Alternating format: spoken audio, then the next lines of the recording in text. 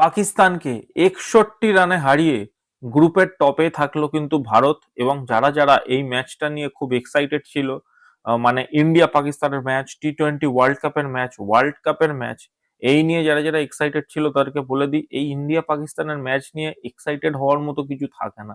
কারণ এগুলো generally one sided ম্যাচই হয় এবং ওয়ান সাইডেডই ইন্ডিয়া জেতে। আমি এশিয়া কাপের সময় বলেছিলাম যে ইন্ডিয়া পাকিস্তানের ম্যাচগুলো আমি কভার করব না, এবং সেই সময় আমি কোনো ইন্ডিয়া পাকিস্তানের ম্যাচ কিন্তু কভার করিও নি। বাট আজকের দাঁড়িয়ে ওয়ার্ল্ড কাপে যখন ইন্ডিয়া এবং পাকিস্তান দুটো টিমই কোনো না কোনো ভাবে ম্যাচ খেলছে, সে হ্যান্ডশেক না করেই হোক বা নানান রকম আলাদা আলাদা প্রোটোকল মেনেই হোক, আলাদা আলাদা নিউট্রাল ভেন্যুতে, তো সেই জায়গায় দাঁড়িয়ে কিন্তু পাকিস্তান টিম কোনো রকম কোনো কম্পিটিশন কোনোদিনই ভারতকে দিতে পারে না। ভারত 61 রানে একতরফা ভাবে পাকিস্তানকে হারায়, এবং এর থেকে ভালো কম্পিটিশন ইন্ডিয়াকে ইউএসএ দিয়েছে। আমি কিন্তু এটা বলতে বাধ্য হচ্ছি, ইউএসএ এর থেকে বেটার কম্পিটিশন দিয়েছে। সো ম্যাচের যদি শুরুটা বলি, পাকিস্তান ক্যাপ্টেন সালমান আলী আগা টসে জেতে এবং ফার্স্ট বোলিং করার সিদ্ধান্ত নেয়, ভারতকে ব্যাটিং এ পাঠায়।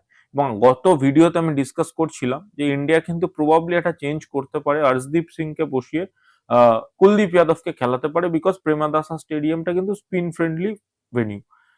এই পাকিস্তান টিম যখন 2025-এর চ্যাম্পিয়ন্স ট্রফি হয়েছিল এবং ইন্ডিয়া যেহেতু ইউএইতে খেলছিল তার সব ম্যাচ, তো সেই নিয়ে কিন্তু অনেক রকমের কথা বলেছিল। একটা মাঠে সব ম্যাচ খেলছে এবং সেই সব ম্যাচ খেলার জন্য কি হচ্ছে, যে পিচের যেটা হয় সেটা পিচটাকে ভালোভাবে ওরা জানে, অন্য অন্য টিম গিয়ে সেখানে খেলছে, যেখানে ভারত ওই পিচের মধ্যেই খেলে যাচ্ছে কন্টিনিউ।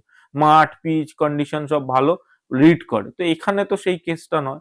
পাকিস্তান কলম্বোতে খেলছে কন্টিনিউ এবং ভারত ট্রাভেল করে আসছে পাকিস্তানে এসে, এই ভারত ট্রাভেল করে কলম্বোতে যাচ্ছে এবং গিয়ে পাকিস্তানের বিরুদ্ধে ম্যাচ খেলছে। তো পাকিস্তানের কাছে কন্ডিশন এবং তার থেকেও বড় ব্যাপার হচ্ছে পিচ, দুটোরই নলেজ বেশি ভারতের থেকে। তারপরেও গিয়ে তারা যে ক্রিকেটটা খেলছে, আলটিমেট এইগুলোর একটা সেকেন্ডারি থিং, আলটিমেট মাঠে গিয়ে ক্রিকেট খেলতে হয় এবং সেই জায়গায় তো পাকিস্তান ফেল করছে, আর ভারত সেই জায়গায় পাকিস্তানকে মারছে। এইটা দেখতেই সত্যি বলতে কি খুব ভালো লেগেছে।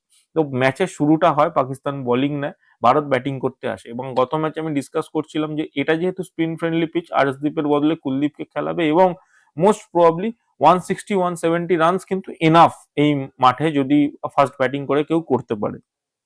বাট ইন্ডিয়া যখন ব্যাটিং করতে আসে, বলাই বাহুল্য ইন্ডিয়ার শুরুটা খুব একটা ভালো হয় না। অভিষেক শর্মা প্রথম ওভারেই কিন্তু 4 বলে 0 রানে আউট হয়ে যায়, সালমান আলী আঘাই তাকে আউট করে। বাট তারপর একটা ডিস্ট্রাকশন শুরু হয়, শুরু করে ঈশান কিষান। মানে আপনি বিশ্বাস করবেন না, একটা সময় টিমের রান ছিল 60, যেখানে ঈশান কিষানের রান 50 ছিল।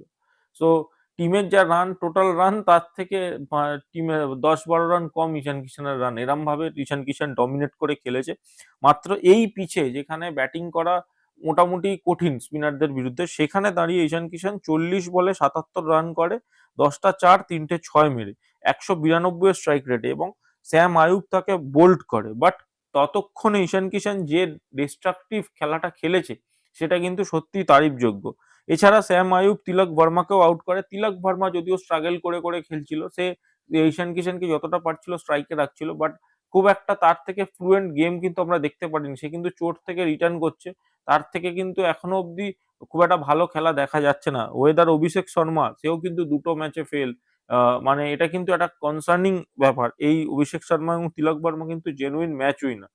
সূর্য কুমার যাদব তারপরে নামে এবং সূর্য কুমার যাদব 29 বলে 32 রান করে, স্টেডি ইনিংস, 3টে 4 মেরে। যদিও হার্দিক পান্ডিয়া প্রথম বলেই আউট হয়ে যায়, স্যাম আয়ুব তাকে আউট করে দেয় এবং স্যাম আয়ুবের সত্যি বলতে কি বোলিং খুব ভালো ছিল। শিবম দুবে, সূর্য কুমার যাদব কিছুটা পার্টনারশিপ এগোয়, but Surya Kumar Yadav out হয়ে যায়। বাট শিবম দুবে তারপর দু একটা খুব ভালো শট মারে, 17 বলে 27 রান করে, বাট খুব ক্যাজুয়াল ওয়েতে, খুবই ক্যাজুয়াল ওয়েতে রিঙ্কু সিং আর শিবম দুবের মধ্যে সে রান আউট হয়। এবং লাস্ট বলে অক্ষর প্যাটেলও খুব একটা করতে পারে না, হিট মারার চেষ্টা করে, বাট সে আউট হয়ে যায়। তো ওভারঅল ইন্ডিয়া 175 রান করে, 175 রানস। রিঙ্কু সিংও কিন্তু একটা চার একটা ছয় মেরে দেয়, সে 4টে বলই খেলতে পায়, বাট তার মধ্যে একটা চার একটা ছয় মেরে দেয় এবং 175, 7 উইকেটের বিনিময়ে ইন্ডিয়া কিন্তু স্কোর করে। এই রানটা কিন্তু প্রথম থেকেই আমি মানে জানতাম যে ম্যাচ উইনিং রান করে ফেলেছে, বরং 10-15 রান বেশিই করেছে। এটাও তুলতে পাকিস্তানের যথেষ্ট কষ্টই হবে, কারণ ইন্ডিয়ার কাছে 3টে কোয়ালিটি স্পিনার আছে, অক্ষর প্যাটেল, কুলদীপ যাদব এবং বরুণ চক্রবর্তী।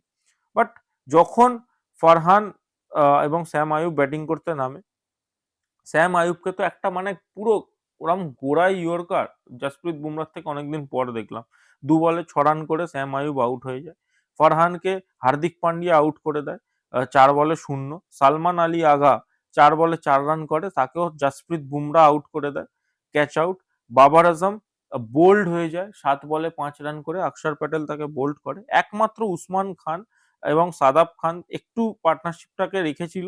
উসমান খান যদিও ৩৪ বলে ৪৪ রান করে এবং সাদাব খান ১৫ বলে ১৪ রান করে। এটাই আমি ভালো বলছি, কারণ ওই দুজনই কিছুটা মান সম্মান পাকিস্তানের বাঁচিয়েছে। বাকি সবাই মোটামুটি লাস্টের দিকে তো ম্যাচটাকে মানে কি বলবো, প্র্যাকটিস ম্যাচ বানিয়ে দিয়েছিল সূর্য কুমার যাদব। তিলক বর্মাকে দিয়ে ২ ওভার বোলিং করিয়ে দেয়, তিলক বর্মা পর্যন্ত একটা উইকেট নিয়ে নেয়, রিঙ্কু সিংকে দিয়ে ১ ওভার বোলিং করিয়ে দেয়। লাস্টে শাহিন শাহ আফ্রিদি ২-১টা শট মারে লাস্টের দিকে হার্দিক পান্ডিয়াকে, যদিও সেটা ক্যাচ ড্রপই আমি বলতে পারি। কুলদীপ যাদবের হাতে লোপ্পা ক্যাচ এসেছিল, সেটা ড্রপ হয়ে যায়। তো সেই চক্করে শাহিন শাহ আফ্রিদি ২-১টা শট মারে। এছাড়া আবরার আহমেদও বরুণ চক্রবর্তী এলবিডব্লিউ করে দেয়, ফাহিম আশরাফকেও বরুণ চক্রবর্তী ক্যাচ আউট করিয়ে দেয় এবং লাস্টে উসমান তারিককে হার্দিক পান্ডিয়া বোল্ড করে দেয়। এর ফলে ইন্ডিয়া কিন্তু ম্যাচটা খুব অনায়াসে, মানে খুবই কি বলবো, মানে এর থেকে আমি মনে করি নেদারল্যান্ড বেটার ফাইট দিতে পারবে ইন্ডিয়াকে। তো খুবই অনায়াসে কিন্তু ইন্ডিয়া ম্যাচটা 61 রানে জিতে যায়। বোলিং পারফরমেন্স যদি বলি, হার্দিক পান্ডিয়া দুর্দান্ত বোলিং করেছে হরদীপ সিং এর যেহেতু অ্যাবসেন্সে। ৩ ওভারে ১৬ রান দিয়ে ২ উইকেট, একটা মেডেন ওভার আছে। জসপ্রীত বুমরা ২ ওভারে ১৭ রান দিয়ে ২ wicket, excellent bowling. Jasprit Bumrah যে দুটো বলে উইকেট পেয়েছে সেগুলো আনপ্লেয়েবল বল ছিল, লিটারেলি আনপ্লেয়েবল বল ছিল। অক্ষর প্যাটেল ৪ ওভারে ২৯ রান দিয়ে ২ উইকেট নেয়। বরুণ চক্রবর্তী ৩ ওভারে ১৭ রান দিয়ে ২ উইকেট নেয়। কুলদীপ যাদব ৩ ওভারে ১৪ রান দিয়ে ১ উইকেট নেয় এবং তিলক বর্মাও লাস্টে ২ ওভারে ১১ রান দিয়ে একটা উইকেট নিয়ে নেয়। এবং বলাই বাহুল্য, ইন্ডিয়া কিন্তু পাকিস্তানকে খুব অনায়াসে ম্যাচে হারায় এবং যে ডমিনেশনটা ইন্ডিয়া মেনটেন করছে সেই ডমিনেশনটা যদি মেনটেন করতে পারে, আমরা কিন্তু এবারেও ট্রফি তুলতে দেখতে পারি সূর্য কুমার যাদবকে। জাস্ট ২-৩টে কনসার্নিং বিষয়, সেটা হলো প্রেমাদাসার বাইরে গেলে কি ইন্ডিয়া এই স্পিন ফর্মুলাটা নিয়ে কাজ করবে? আর এটা কি সব জায়গায় কাজ করবে? সেটাও কিন্তু দেখবার বিষয়, কারণ অন্য জায়গায় ডিউ থাকবে। তো সেখানে আমি মনে করি যে আর্শদীপ সিং এর এই টিমে জায়গা কিন্তু পার্মানেন্ট ভাবে হওয়া উচিত। আর্শদীপ সিং কোয়ালিটি ব্যাট বোলিংটা প্রোভাইড করবে, ফাস্ট বোলিং, যেটা কিন্তু ডেতে দরকার। ফার্স্ট এবং সেকেন্ড এবং সবচেয়ে বড় কনসার্নিং বিষয় হচ্ছে অভিষেক শর্মা এবং তিলক বর্মা, এই দুজন হচ্ছে straight away match winner.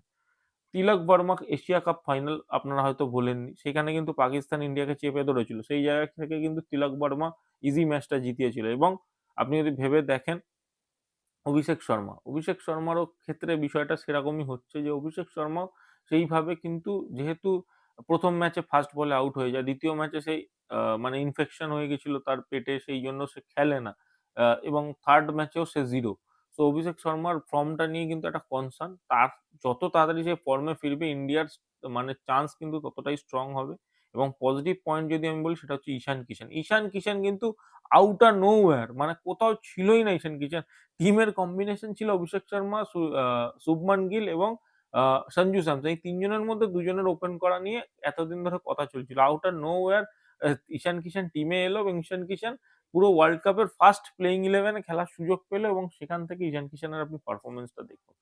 Just মানে লিটারেলি ধ্বংসাত্মক পারফরমেন্স দিচ্ছে কিন্তু ঈশান কিষান, এবং সেই জায়গায় দাঁড়িয়ে মানে ঈশান কিষানের জন্যই কিন্তু আজকের ম্যাচটা এতটা ইজিলি ইন্ডিয়া জিততে পেরেছে। কারণ ওই জায়গায় দাঁড়িয়ে ঐরকম ডমিনেটিং ইনিংস খেলা, এটাই কিন্তু চারটিখানি কথা ছিল না। যেখানে সব ব্যাটসম্যান মোটামুটি স্ট্রাগল করছে, সেখানে ঈশান কিষান দাঁড়িয়ে মানে ছেলে খেলা করেছে বোলারদেরকে। তো সেই জায়গায় দাঁড়িয়ে কিন্তু আমরা বলতেই পারি যে ঈশান কিষানের ফর্ম কিন্তু খুব plus point, but Abhishek Sharma, তিলক বর্মাকে কিন্তু ইমিডিয়েটলি ফর্মে ফিরতে হবে। সো আপনাদের কি মতামত ইন্ডিয়া পাকিস্তানের এই ম্যাচটা নিয়ে ডেফিনেটলি কমেন্ট করে জানান। এবং আরেকটা জিনিস মাথায় রাখবেন, যে চ্যানেলটায় কিন্তু ক্রিকেট রিলেটেড সমস্ত কন্টেন্ট দেওয়া হয়। তো চ্যানেলে যদি ক্রিকেট রিলেটেড কোনো বন্ধু বান্ধব থাকে, তাদের সাথে এই চ্যানেলটাকে শেয়ার করুন, এবং আপনি যদি চ্যানেলে নতুন হয়ে থাকেন, তাহলে চ্যানেলটা কিন্তু অবশ্যই সাবস্ক্রাইব করে দিয়ে যাবেন, ভিডিওগুলো লাইক করে দিয়ে যাবেন। এই বলে আমি ভিডিওটা শেষ করছি। ধন্যবাদ।